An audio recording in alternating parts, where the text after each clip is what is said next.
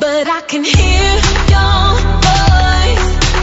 I know you brought me here, and I will make the choice to believe in our fear. We are queens with beautiful faces.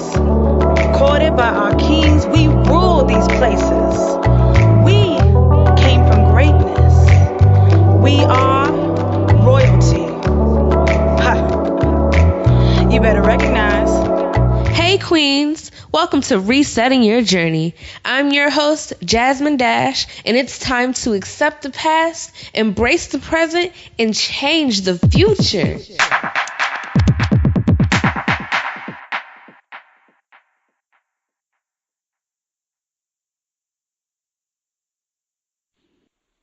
Okay, Queens, thanks so much for joining in for another episode of Resetting Your Journey. So today I have the lovely Miss Ramonita that is here from Nike, and I'm so excited about today's episode. How are you doing, Queen Ramonita? How are you today?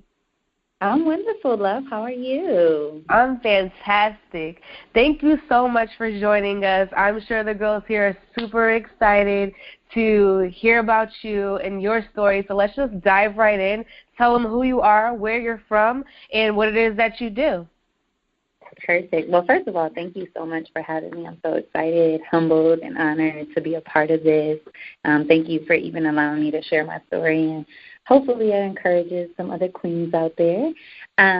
So my name is Ramonita Jiminez, now Smith. I'm recently married, and I am originally from New York, but I'm based out of I'm based out of Portland, Oregon, as of last week, and I currently work for Nike. I'm a brand marketer for marketing initiatives for the North America region. Awesome, awesome. So wait a minute, we got to backtrack because it completely slipped my mind. Before you called, I was like, let me just tell her congratulations for her move, and I hope everything was successful. But you got married? Yes. Oh! It's part of my story, part of my journey of, like, how I'm here today, and part of actually my testimony, so I'll get into that a little bit. But, yeah, I got married in September, so that's what brought me back to the West Coast. Right. Right. Well, congratulations. Congratulations on your move and being back with your husband. I'm very excited for you to share with us. So, yeah, we want to know more, so just keep it going. We'll just start with the first question. What is the challenge that you faced before God pressed the reset button on your journey? Yeah, so for me, I think I have to start, like, from the beginning and just, like, being a young child. So I am the oldest of 4 children on my mother's side, but I am the oldest of 14 children on my father's side. And, well, I'm the oldest girl. I have an older brother, but he acts younger than me, so I still consider myself the oldest. But I'm originally from New York, and at a very young age, my father, unfortunately, was incarcerated. And so it was really my mom who was a single mom, really raising us, young children, and trying to figure it out. She had me when she was 16 years old, and she had my brother that's right under me. She had both of us by the time she was 18. So she was really trying to figure out the world and figure out how to raise 2 young kids. And I think that's like a big piece of my story, just because, one, I started out with a queen that had resilient strength. And I think that that's a thread that I will continue to talk about all throughout my journey. But, you know, growing up, being the oldest, I was exposed to a lot more. I was exposed to just more information, I was more aware of things that were happening in my house. Because I was the oldest, I was exposed to more adult conversations or things like that. And so, I understood my circumstances. I was really self-aware of where we were at in life. And at a young age, I had a growth spurt. And so when I was in 4th grade, and they put me in sports, and they're like, hey, maybe this will help you. Maybe this will be a vehicle for success. And so I started playing basketball and volleyball at the time. And basketball really just stuck with me. There was something about it that just really attracted me. And I think part of it was just the mentors that came in my life. When I started playing basketball, the first time that I heard about college. And I didn't know exactly what it was, but because nobody in my family had ever gone to college. But it was the first time where I started to think about the possibility of doing something that was bigger than my circumstances, or it almost seemed like the light, or like a light at the end of the tunnel, or an ounce of hope. Like maybe I could leave and do something better, or help my family in some way. And so that kind of is what motivated me to play sports. You know, I was in a house that, just to be completely transparent, had, you know, was definitely experienced domestic violence and drug abuse, and things like that. And so when I was 16, I actually moved out and onto my own. So I've been on my own since 16. But I didn't grow up in a religious family, so I didn't really know what God was. But I did know that there was definitely a covering over my life. Like there was something that always protected me and always put the right people in my path. And so, again, another coach came into my life and really started to show me like the world at a different view. And I was around, you know, he just exposed me to a lot of different things, whether it's taking me to basketball camps in different cities or tournaments or things like that, or even some of the restaurants we went to go eat at. And I just started seeing the world just a little bit differently. And I understood there was a little bit more, but I didn't know just how much. And so I was leaving high school, or I was in my junior year of high school, and I was not really getting along my coach on my team at that high school. And so I decided that it was time for me to look elsewhere. And I was dating a guy at the time, of course, and he was actually going to school in Connecticut, and talked to me about the option of potentially transferring to like a prep school or something to finish out my high school career. And so I went out there. We didn't work out, but there was a blessing in all of that. And that it was my first time away from home. It was my first time outside of New York. And so I was able to see something differently, but I was exposed to a different type of wealth, a different type of opportunity, a different type of education. But the nice thing about it was I was able to meet the person who had been my scholarship donor, and he took an interest in me and just said, hey, like, I think you have a phenomenal story. I think you have a resilient personality. You've overcome some extremely difficult circumstances that most children aren't able to, and still, you know, continue to be committed to your education and your sport. I'd like you to consider looking at this college. And the college happened to be Georgetown University at Washington, D.C. And at that point, I didn't know that I could go to college if basketball didn't pay for it. And I think that was the first touch point where I realized that, like, there were other types of ways that I could afford my education post high school.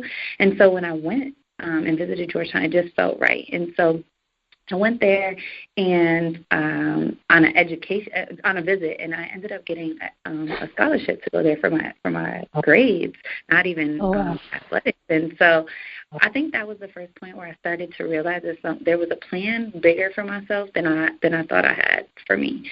But unfortunately, right before going to college, and I don't know how transparent I can be on this, or if you can edit. No, we want you to be completely transparent. That's what resetting your journey is. So please keep sharing. Yeah, so they like the heavy stuff. Okay, well then I'll get into it. So right before I went to college, I came home for the summer in between my last year of prep school and my freshman year of college. And when I did, my mom, again, as mentioned, was in a home full of domestic violence, and the man she was with, I just didn't really get along with him, and there was a altercation between us, and police were called, and restraining order, and so I really was on the outs with my family because it just wasn't a good situation. And at the same time, I had a boyfriend, and I thought I was pregnant, and he actually ended up like kind of disappearing. And thankfully I was not, but I kind of, everything that I had known was uncomfortable. Everything that I was comfortable with kind of like was shaken up. So I was like, I didn't have the greatest relationship with my family when I was leaving for college. I left this guy completely heartbroken and went to Washington, D.C. to go to college, and I joined a team. I joined a school that was demographically completely different, and I just felt so lost, so lonely, so isolated. But it was like I was at this school where I didn't feel like I understood myself, knew who I was, fit in, but I also knew that going back home just didn't seem like an option. Right. And so a girl on the basketball team actually invited me to church on campus one Sunday. And at that point, I had nothing to lose, and they said there was this girl that was singing in the choir that had the best voice on campus. And I love music, so I was like, I'll at least go listen to her sing. I'll sit in the back. If I don't like it, I'll just leave before it's over. Because, like I said, my family wasn't really religious. My grandma was Catholic, but she, prayed the rosary and stuff, but I really didn't understand all of that. She never went to church. I knew she read the Bible when she prayed, but I didn't really, understand all of that stuff. So I was just like, all right, I'll try this church thing, I guess. And so I went, and I remember sitting in the back, and they were singing and doing praise and worship, and I was engaged, and, the preacher started preaching, and it was cool, but there was nothing about the message that hit me. But what I think I started to feel was, as I sat in that pew, it's almost like my vision became clear, and the feelings of loneliness and sadness and angst and all of those emotions started to well up inside of me.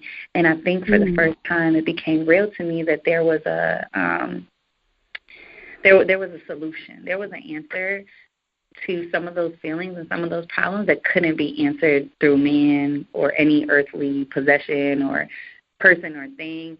And it made me curious. And I think that's a characteristic that I still carry today, but there was just this curiosity, what is it? And I remember just tears welling up in my eyes that night, September 20th, 2009. I could still remember the day. I remember exactly where I was. And I remember tears welling up in my eyes and being like, okay, I need to figure this out. And so, I guess at that point, I just got curious. I wanted to read the Bible. I started going to different Bible studies. I started asking a lot of questions. I started to go to church a little more. I started, just conversing with friends who, had been a part of the church. And it was an interesting time for me to, find God, because I felt like a lot of my peers that had known God or been in the church or grown up with, quote-unquote religious families, they were at the point where they were kind of abandoning God. They were they finally had the freedom from their parents to choose whether or not they wanted to go to church or not. And so you have somebody like me who's so immersed in it because I want to learn it, I want to know it, I'm so curious. And then you have all of these other people that are kind of at this point in their life where they're trying to figure out life without God and if it's a better option than with Him. And so it was a really interesting time in my life to try to find God, So, yes, definitely. Yeah. So I'll just say moving forward during college, I think that's where when I really talk about God hitting a reset, shortly after my freshman year, my house was actually drug raided, and everybody everybody was arrested at the time. And I had younger siblings. My sister was 16 at the time, and my youngest brother was he was probably 8 or 9. And so I was going to leave school. I was going to leave and go home to take care of everybody. And my coach my basketball coach actually saved my life and was like, hey, you can't go back home. You'll end up like everybody else. And so she offered me the opportunity to work for her. And honestly, it was she basically told me I could teach you, I could give you a fish and you could eat for a day, or I could teach you how to fish and you could eat for a lifetime. And she basically taught me the business of basketball, and she believed in some potential that I had that I couldn't even see in myself. And to be honest, without her, I don't think I'll be where I'm at today. And it's crazy because in that time when my house was drug raided, my sister, who's a dwarf or a little person, she got pregnant at 16, which caused a lot of health complications. My brother right under me was kicked out of the military. So I literally was the only person that could truly like provide for my family at that point. And so, you know, although hard, like I went through college, I worked 5 jobs, I did everything. I was still trying to be a part of the basketball team. Like she let me practice and travel with the team, but I couldn't ever suit up for a game because, you know, I was on payroll, so it would have been a violation. And so, you know, I had to, you know, make some tough decisions, but I look at like the lessons that those things taught me, and just it was crazy because when my life seemed the most upside down, it was when I was drawing closer to God because I was so curious about Him and learning about Him so much. And I can honestly say like that is truly like how like why I give God all the credit, because I know without Him like I wouldn't have been able to get through that, and I truly don't think I'll be where I'm at today without some of those pieces. So along with the answer, but I think like it's worth, you know, mentioning all of those pieces to really understand where God less reset in my life, but more so just started, I guess, in my life. Yeah. I would say I would sum up your story as more of an interruption more than anything, because you didn't come up with the upbringing of most of the people that I have the chance or the opportunity to interview, where most of us, we've had an experience or some kind of encounter with God at a younger age, and we were the people, the majority of us who fell off, you know, when we went to college or when they were 16 and up, and you know, things happened. So yours was just like the complete reverse, and I think that it's a beautiful testimony because many people don't get to see the other like side of it, of like coming to know God at an age where you have a choice to decide.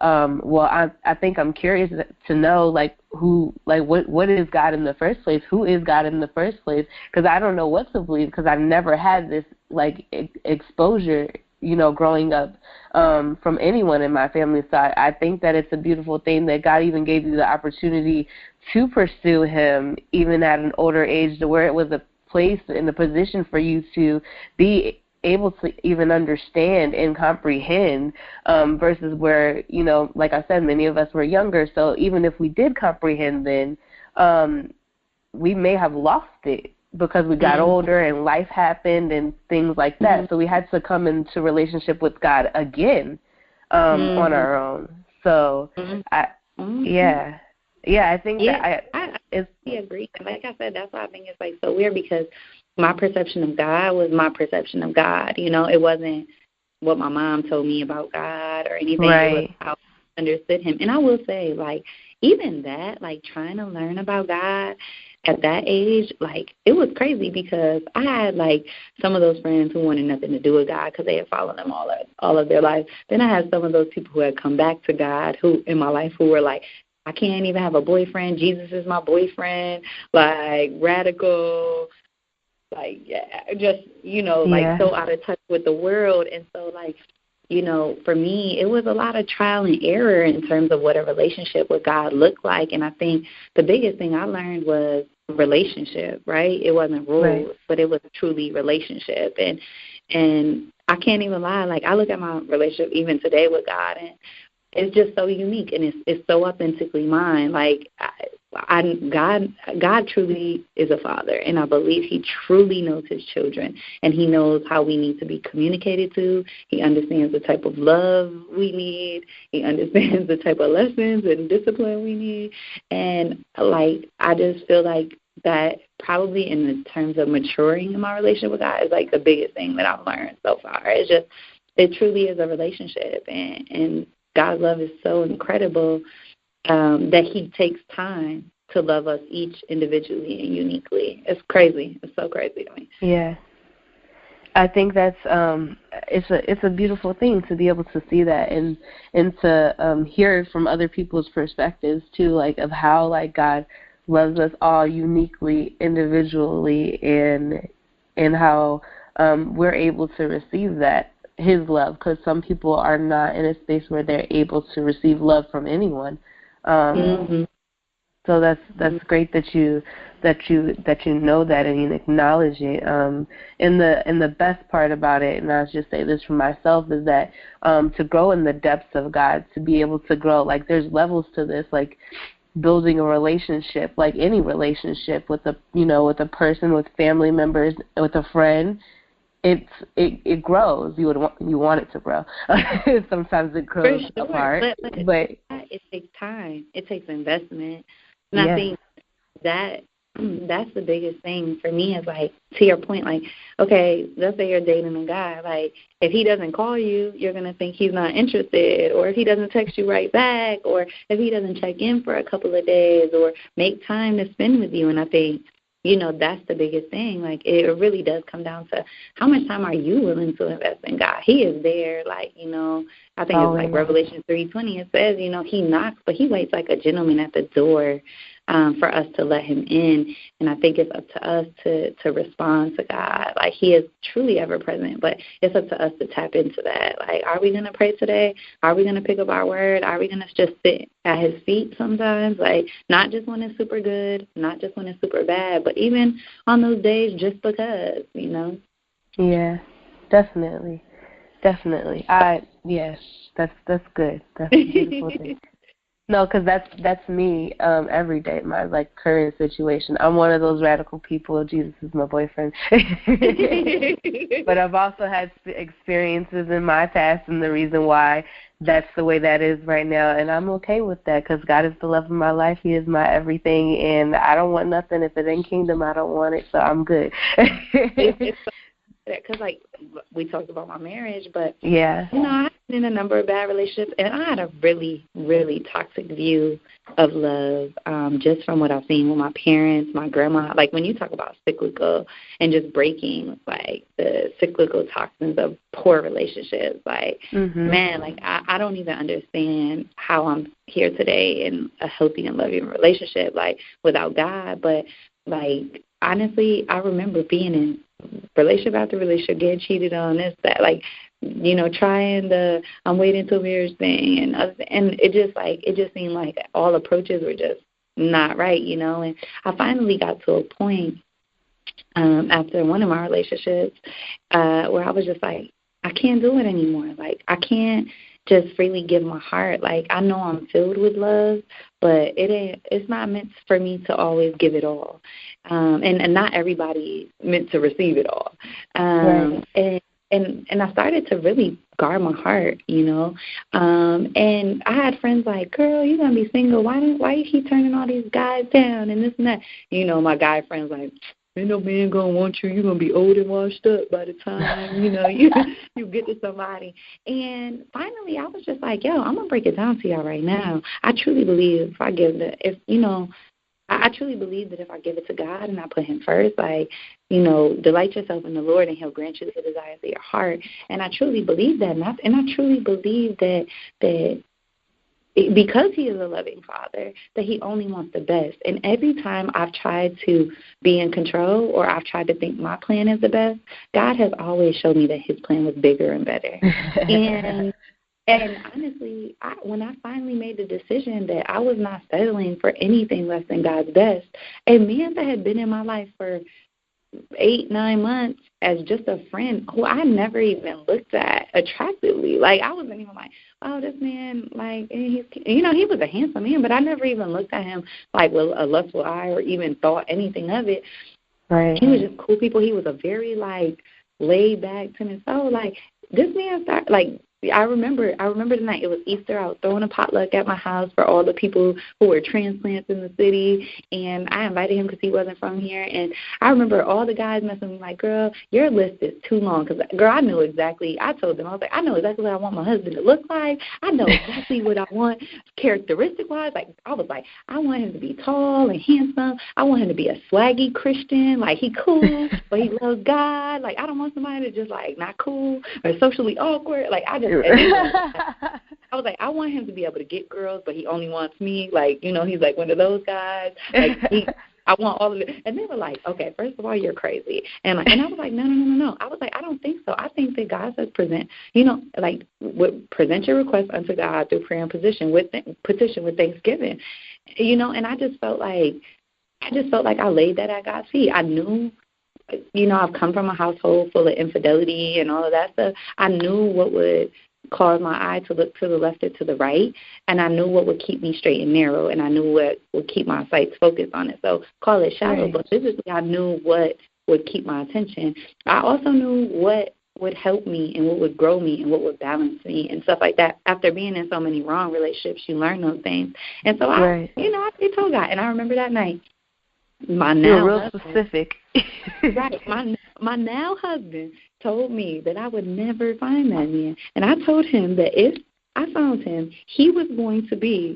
this guy was going to be my maid of honor and wear a pink dress to my wedding. And a girl who was at the potluck that night was like, I figured it out. Like, your perfect man is Jeremy. That's my husband's name. And I was like, ooh, no. I never even looked at him like that, girl. And I didn't really know a lot about him. Like, I knew him from a work perspective, but I really didn't know a lot about him. And he came up to me that night, like, to thank me for the food. And typically I high-five dudes because I was like, I don't want y'all getting the wrong impression. And I hugged him. And when I did, I was like, a little, like, spark hit, and I was like, oh, wait, what was that? And then we started hanging out after that, and, 3.5 years later, whatever, we're married and, planning our whole entire lives together. But I really will say, like, I remember there was a time where I just had to keep my eyes fixed on Jesus and was like, you know what? Like, if it is not your will, I will not move. I will stand still. And I'm so thankful I did. Yeah. Wow. That's amazing. And you didn't know that it was him when you're standing there talking about your whole entire list, and he's standing right in front of you. I had no clue. And the craziest thing is, like, he was telling me this person didn't exist, and lo and behold, did I know? Like, and it was revealed to me over time. It's not like he was somebody that was trying to come at me when I told that list, or he was raising his hand like, nah, girl, that's me. He was telling me, like, that didn't exist. And over time, as I got to know him better, I was like, how can you tell me that doesn't exist when you embody that? Like, I remember when we got married and I was trying to write my vows and stuff, I was like, dang, I don't know what to write. And I remember just reading through 1 Corinthians 13, 4-8. And when I looked at the recipe of love, like... That's my favorite scripture. Girl, when I looked at that, I was like, God, this was the recipe that you used to design my husband. Like, patient and kind and not self-seeking and not easily angered and all of these things. But it was revealed to me over time. And right. Like, wow, who knew, like, God could... have an embodiment of love here on earth. Like, it's just crazy to me. So he is faithful. I will say that. God is faithful. That's so beautiful. Oh. Well, since I share with you my favorite scripture, 1 Corinthians 13 verses 4-8, and also 13 as well, too, because it's literally on my wall. I'm looking at it right now. 3 things will last forever: faith, hope, and love, and the greatest of these is love. Yeah. So since I shared my favorite scripture, share with our listeners, what is your favorite scripture? So one of my favorite scriptures, I have a couple, right? But I love the book of Matthew. I think there is so much wisdom in the book of Matthew. And one, I'll share 2. I don't have just one, but these 2 are like 2 that have helped me through a lot. One is Matthew 16:25, and it says, he who tries to save his life will lose it. He who loses his life to me shall find it. Or in this case, she who tries to save her life will lose it. She who loses her life to me shall find it. And I think that that's so beautiful because it's this constant reminder of me, as mentioned, like one of the biggest challenges in my relationship with God is just letting go and trusting and really, activating faith. And that's been such a great reminder to me of just, like, we don't have to figure it out. It's when we intervene that we actually interfere with God's plan. And when we take the driver's seat, that's when we have to reroute our GPS. And so I guess, like, that's just one of the ones that has just really stuck out to me, that every time I've tried to interject or play the role of God, I've had to remind myself, nope, step back. He's got it already covered. Like, he doesn't need you to step in and take over. Yeah. So that's like one. And then another one is just, I think it's Matthew 6:33, and just like, don't worry about the problems of tomorrow, for today has enough of its own. And I think we're always trying to stick 10 steps ahead, and that's just a reminder to be present. Like, you know, in the current and in the present, we can find rest, we can find joy. It's when we think about the fear that tomorrow brings, or of the unknown, or when we think about the anxiety that yesterday brought from, you know, past hurt or transgression. That's where I think we lose peace. But in the present, I think we find peace. And whether it's, you know, checking yourself right here in this moment, am I good right now? Am I safe? Am I warm? Am I fed? Am I happy? Am I in harm's way? Like, you know, but I think if we sit in the present moment sometimes, there's such peace that can be found there. So those are two that have played like a significant role in my life.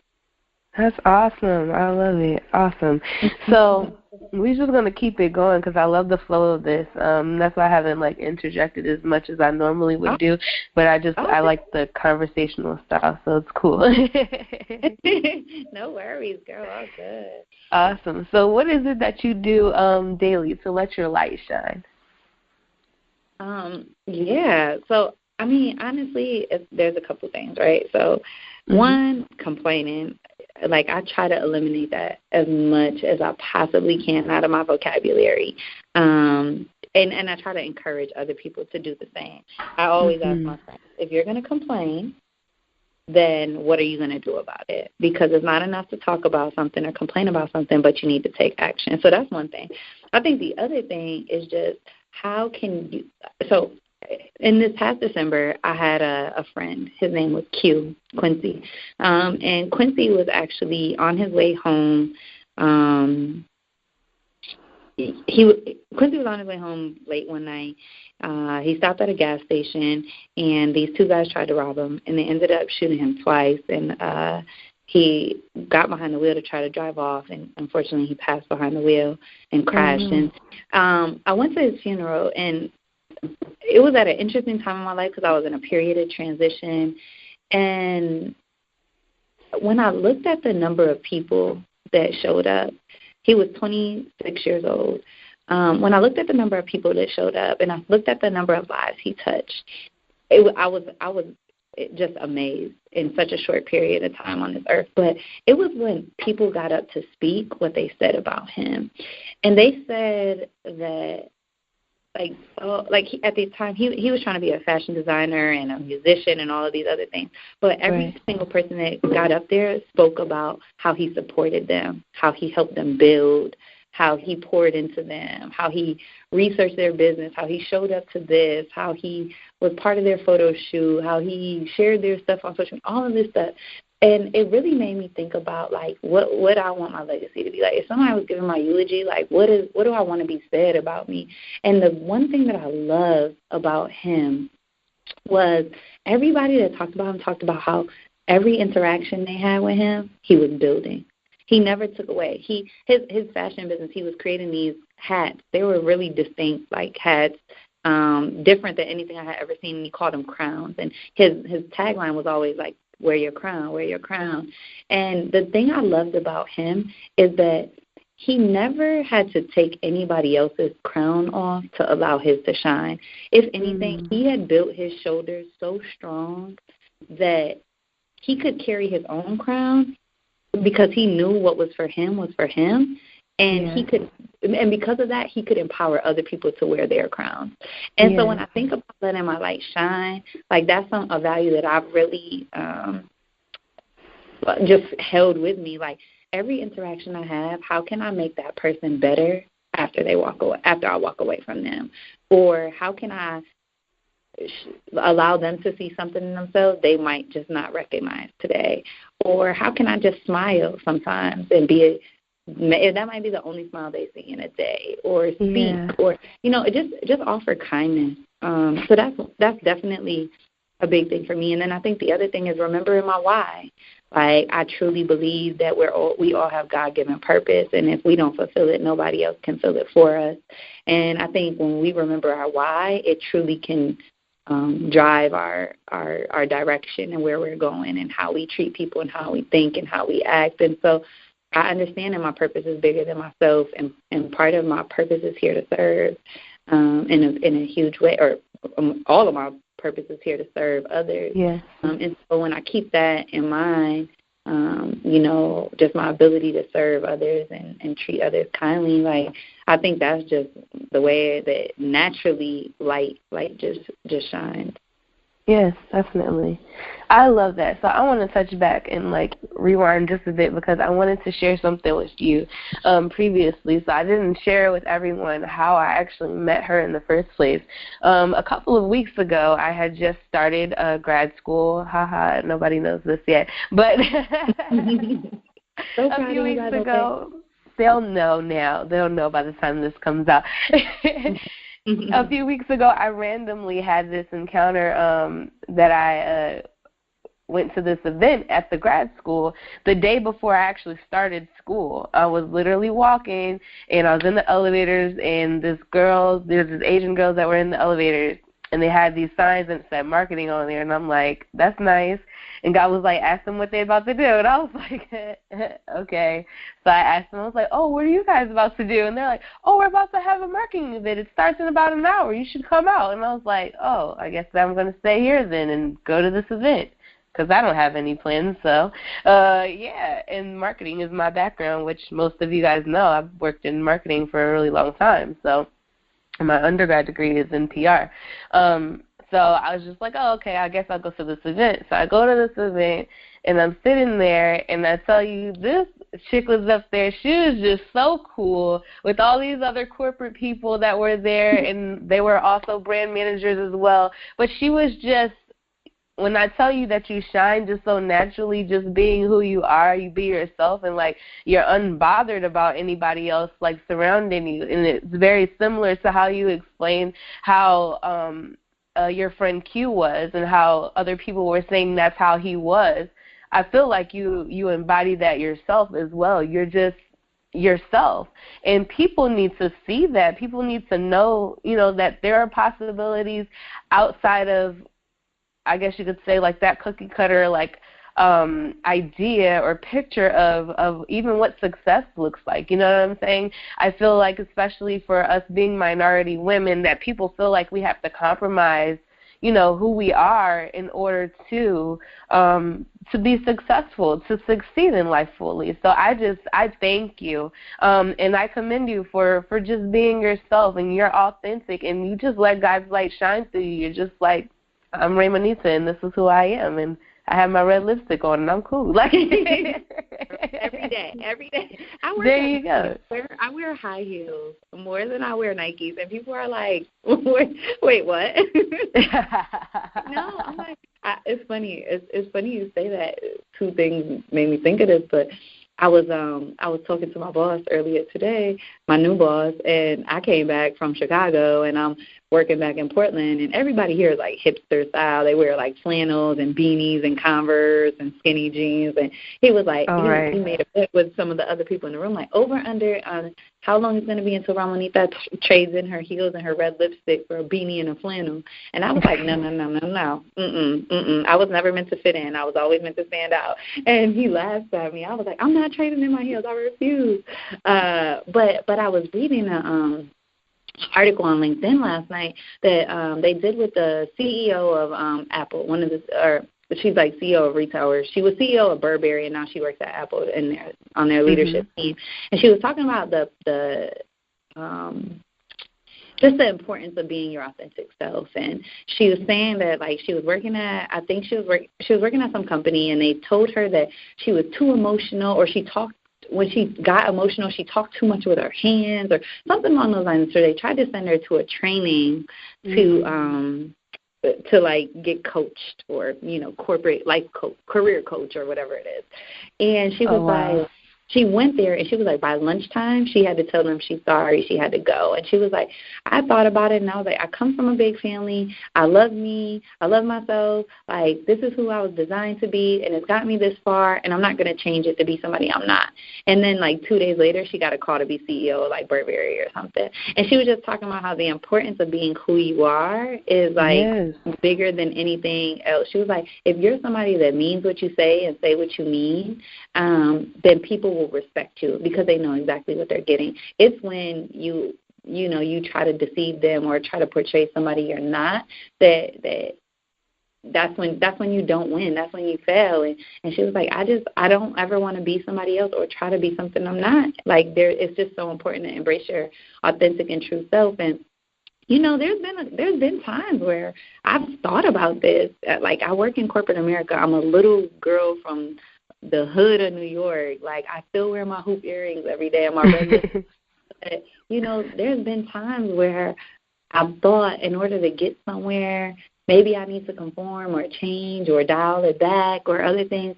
And it's like those times when I've tried to be someone I'm not, where people have asked me to come back and be who I truly am. Like, no, don't be quieter. Don't hold your point of view. Don't take your red lipstick off. Don't take, not wear your high heels. It's like, be exactly who you are. And I think that there's such a craving for us to be who we're meant to be. And I also believe that by us being our authentic self, we give other people the permission to be their authentic selves. Yes.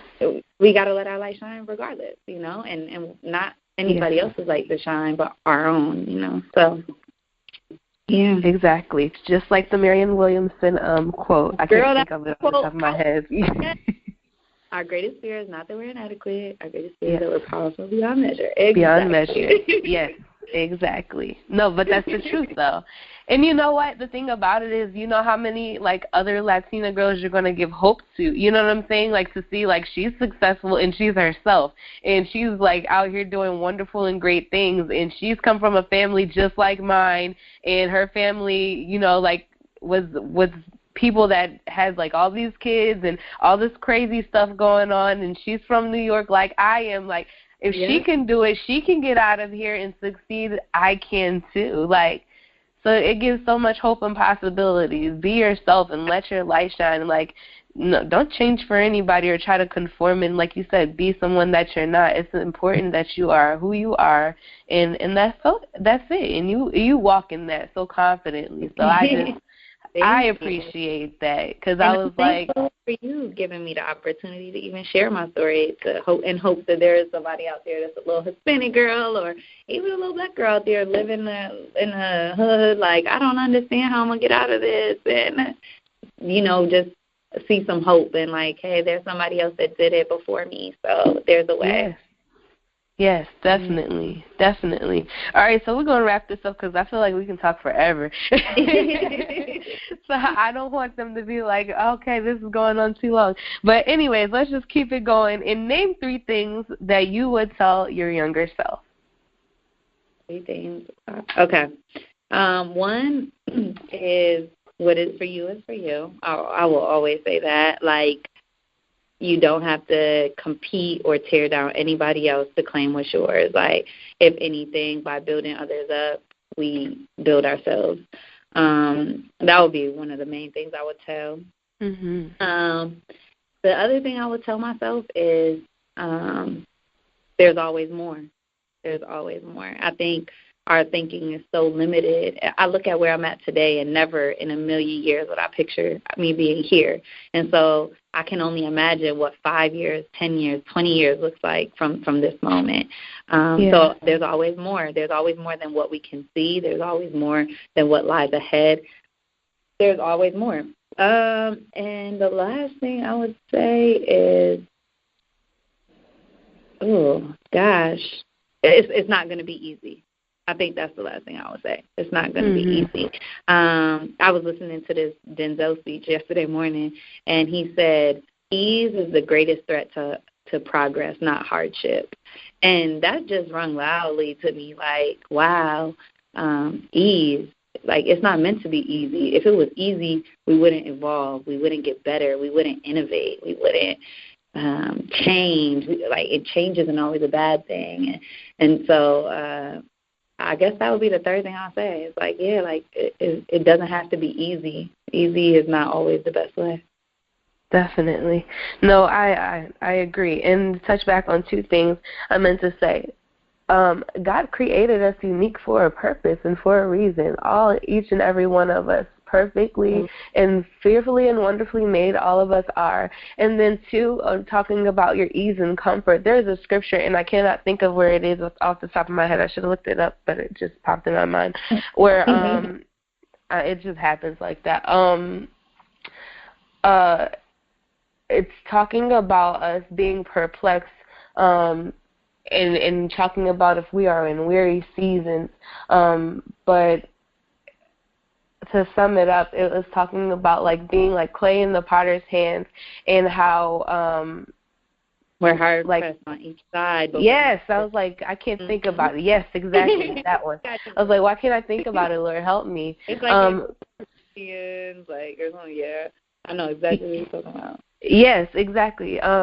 But thinking about that, like, it's not like God is not concerned with our comfort. It's going to be uncomfortable. It's going to be tough. But it doesn't mean that we won't get through it. We won't be able to persevere and to make it through. And you've shown that, you know what I'm saying, through sharing your own story and your own testimony. Like, you've had all these other things, and your obstacles weren't so many of your own personal obstacles, but a lot of it had to do with your family and your surrounding. And in order for you to be able to thrive the way that God intended for you to thrive, and for you to even reach Him, it required you to do something that was hard and make hard decisions, like leaving your family, something that you knew, leaving your comfort zone and going somewhere that was foreign, that was new, and that was like uncharted territory, and to even expand your beliefs and possibilities of what you thought could even happen for your own life. So yeah, and there's such beauty in that, right? Like, I left, I went away to school, I found God. When all of that situation was happening with my family, like my house drug raid and all that, my family ended up turning to God. I was able to what? God during that situation. My family has since, like, a majority of them have been saved and are living like Jesus following lives. Like I was the first to go to college. Now my brother right under me just graduated. Another one of my sisters is pursuing her degree. So like when you just think about being willing to step out into discomfort, you don't understand just what's on the other side of it. Somebody posted something on Instagram a while back, somebody I follow, and it was like T.D. Jakes talking about change agents, and he said change agents aren't meant to be comfortable because change is never comfortable. But being a change agent is a huge responsibility, right? And so I just think about like my willingness to be uncomfortable, how much it's like changed the course of some of my family members' lives, and maybe even for future, like how that will impact our, the future generations of our family and things like that. And so like you said, like discomfort is there's beauty in that. So yeah, definitely is. That's amazing. Your family too. That's awesome. I mean, you don't know how much like of your one decision, your one and I just think, because I think a lot of us too spend a lot of time looking at the things that we've done wrong. But if you look at the things that you've done right and following God and and pressing towards Him and learning more about Him, how that one thing you thought it was for yourself, but your story is not for you in the first place, and you for that to like just transform and to begin to like resonate to other people that are in your family, and hopefully, like you said, future generations as well, because now you'll have another way to be able to have a steady upbringing for your children, and to show them who God is and instill in them who God is before, you know what I'm saying, they are old enough to have the opportunity to have to figure it out on their own. You can bring them up that way versus where you didn't have that opportunity. So exactly. So it's bigger than us, I think that's so much bigger than us. Yes, definitely. All right. Well, I am a queen, and I love me some me. So tell everyone out there that's listening, why is it that you love you some you? What makes you extraordinary? well, I mean, one, of course, I'm a child of God. Amen. But why do I love me some me? Ooh, I don't think I've ever been asked that before. That's a good question. Why do I love me some me? I mean, I feel like I love me some me because there's only one me. Like, it's a really loaded question because I think a lot of times through self-discovery, we can point out all of the bad things that we would want to get rid of and stuff. I think that becoming self-aware is definitely a part of maturing. But I would say I love me some me because if I had to describe myself in one word, it would be passion. And I would say that, like, I am passion. Literally, I am passion. Like, one of my friends said that to me. She said, "You are passion," and it just rung so loudly. Like, there is nothing that I do that I don't do with my whole heart.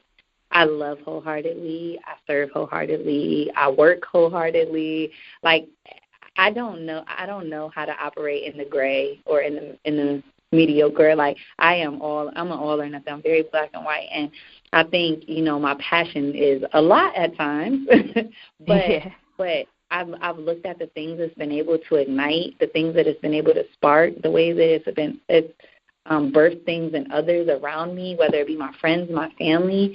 And when I say, like, just my ability to re-inspire, reignite, just spark, just beautiful things in different people around me, not even beyond myself, like whether it's the workplace, wherever it is, like my passion is just unmatched. And I would say that's the thing that makes me love me so much, because when I'm in. I'm fully committed, and I'm giving you 1,010%. So awesome. That would be my passion. Yeah. That's great. I love that. That's why she works for Nike. Like, if she's all about that, just do it live. Right. So wait. But you asked me why I love me, but you said you love you some you. What's your thing? Oh, my goodness. There's a couple of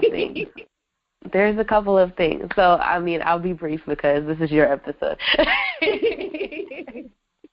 I love me some me because of my creativity, my ability to just recognize and embrace my uniqueness, because there was such a long time growing up that I didn't, that I thought that there was something wrong with me for not being able to fit in, like, anywhere at all, ever. Even when I tried to and I really desired to, like, it never worked. Even now, that's not who I am.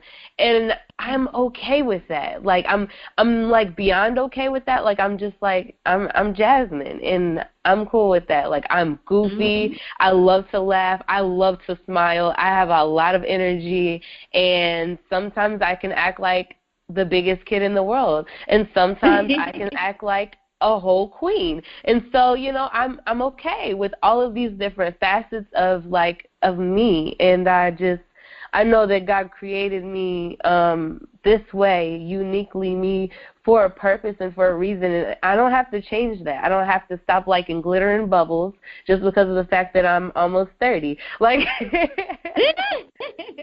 I can still like those kind of things. Never, ever. Like, never. It's not going to ever happen. So I'm just going to keep on liking it, keep on wearing glitter eyeshadow and shiny things all the time.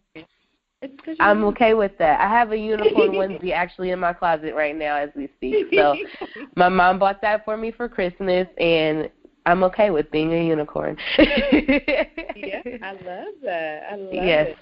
It took a long time to get here, though. I'll tell you that, because I don't know if many of you guys know this or not, but I'm in the midst of getting ready to publish my book soon. But I've been rereading it lately, like for like the 10th time, and just looking at those different times and moments of my life from childhood, like on until like almost now, where I've tried so many times to fit in, and it never worked.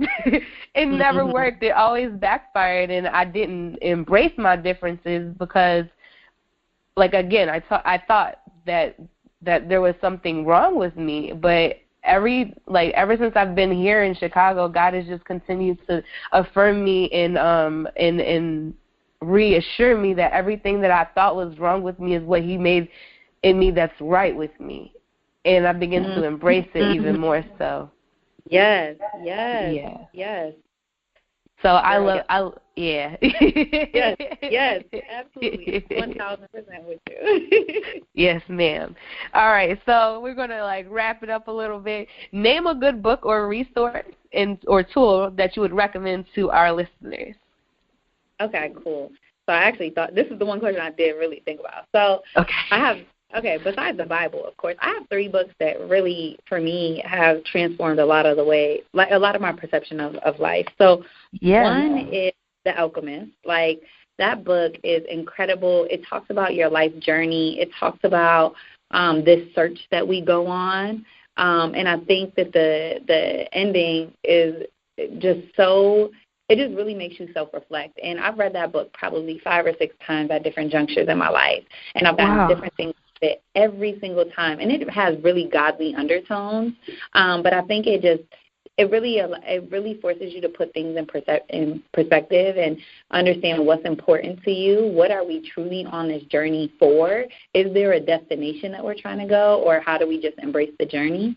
So that's one that's been so dope. The next one is this small book. It's called The 4 Agreements. And, I mean, it's a really simple book, but it talks about 4 different points. The first one being be impeccable with your word. And that's just to yourself, to others. Do what you say you're going to do. If I tell myself I'm going to work out, get up, no matter how tired I am. Or if I tell myself, I want this job, what am I going to, how am I going to work towards that? Or if I tell you I'm going to be somewhere or I'm going to do something, how do I keep my word true? The second one being don't take anything personally, and I think that's a big one for me. I think in the past, and as I mentioned, this journey to becoming my authentic self, and even to what you talked about, feeling like you never fit in, or, you always are standing out, or just, whatever. And I think, not taking things personally, not everybody's going to love you, like you, whatever, but, at the same time, not everything is against you. And I think by us not taking everything personally, it allows us to think otherly and not so self-centeredly. And so if puts you more others than yourself. The third one is don't make assumptions. And, it's just that idea of being curious. If you're willing to ask questions, then you have less opportunity to just make assumptions or build your own perspective or your own ideals that people that make you closed-minded. So ask more questions, and then always do your best. And your best is going to vary. Some days your best is what is 100 on one day might not be 100 on another day, or what is 100 in one area is not 100 in another area. But as long as you're always giving your best or trying your best or doing your best, people can't hold that against you, because when we do our best, it leaves little room for insecurity, because we know we gave everything. It leaves little room for mediocrity or, any of that. And so we'll always give what we have to give. And so The 4 Agreements is a dope book that I encourage everyone to read. It's so small and so quick and so easy to read. And then the third one is a book called Miracle Morning. And this really transformed my life. A friend recommended it to me. And there was this idea that if we could change our morning, we could change the course of our day. And in it talks about these things called lifesavers, and that the word savers, each letter stands for something. So the first S is silence, the second one is affirmation, the A is affirmation, the V is visualization, the E is exercise, the R is reading, and the last S is scribing. And it talks about how if we start our day with some of those elements, how it will change the course of our day. And so, and I think she gave it to me last February or March. And so when I started to do that, it really changed my life. It made me focus on how can I start my day not with my email, with a bunch of anxiety, giving the world my first energy, but how can I pour into me to become my best self so I can give my best self to the world? And so those 3 books really just transformed my mind, my thinking, and have played just a really integral part of who I am today and how I've gotten here. That's awesome. I think that one of my previous guests read that book, The Miracle Morning. Lena. Yeah, I'm looking now to see if she did. I think that was the one that she. Yep, The Miracle Morning by Hal Elrod, right? Yeah, so good. Yep. She read that book as well. I was like, I remember this book. Awesome. That's awesome. Okay, great. All right, so we're going to wrap it up. We're going to do 10 seconds of motivation, and all I want you to do is just shout from the top of your lungs. Okay, don't do that. You might wake your neighbors. But Girl, just, oh, okay. Just get excited, encourage, and motivate, and say anything that comes to your heart, that God lays on your heart, to let our listeners hear, okay? I'm going to give you 10 seconds on the clock, starting in 3, 2, 1. Mine would be you, love you, do you, but always make sure it serves others. Awesome. Look at you. You're amazing. See, that's what happens when you get people that were in sports. They know 10 seconds what that means. Girl, yeah, look, you know you got 10 seconds. If you're a second late, you might just miss that big shot. Hey, that's some real wisdom right there. That's some real wisdom right there. Because I got all these speakers and stuff like that and teachers on here, and they go over all the time, and it's okay. It turns into like a minute of motivation, but that's fine. Thank you for being brief. Of course. It was perfect. Well, I have enjoyed you. This was amazing. I thank you so much for coming on and sharing your journey, sharing your story, your testimony with us, and just how God literally interrupted your life and intervened and just changed things so dramatically for you. And I'm just so excited to see what He has in store for you and for your future, and how you will continue to grow in and through Him, and even, with your future and your legacy and what He has in store. So this is beautiful. If you could share with our listeners some contact information, how they can reach you, that'd be great. Yeah, for sure. So I always tell everybody email. I'm always on my email like I'm texting. So my email contact is Jimenez, JIMENEZ 427@gmail.com. So that's the best way to get after me. I have social media, but I don't use it. I actually deleted all apps off my phone. So I don't think that that's the best way to get in contact with me. Well, that's great. No, for sure. Emails. Awesome. Well, we thank you so much once again for being on this episode of Resetting Your Journey. We appreciate you sharing with us. Thank you so much for having me. Thank you for what you're doing. It's so needed. And, I'm just so encouraged by you and everything that you're doing. So thank you so much for allowing me to be a part of it. Of course. It was my pleasure. It was our pleasure to have you. All right. Until next time, Queens. Thank you for listening, Queens. Were you encouraged by today's episode? Are you ready to live? Is it time to press reset on your life? If so, visit aplaceforqueens.net to find out more about our guests and resources mentioned on the show. Don't forget to subscribe, rate, and review. And remember, you are not alone. On that note, let's end with the jam session. Before me, behind me, everywhere you're with me. I know I'm never alone. So wherever you lead me, God, that's where I'm gonna be. If you say go, I'm not gonna wait. If you say move, I won't hesitate. Wherever it is that you're taking me to, I'm gonna trust in you. If you say go, if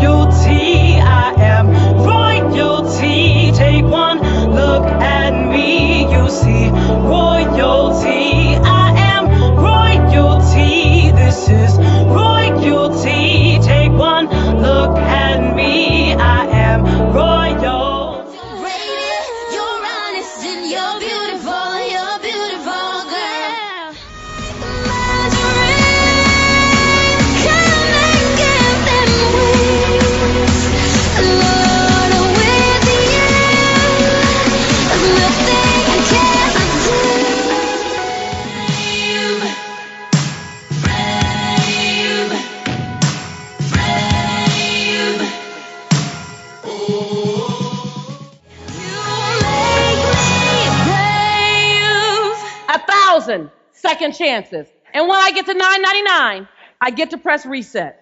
I love I love you, Queens.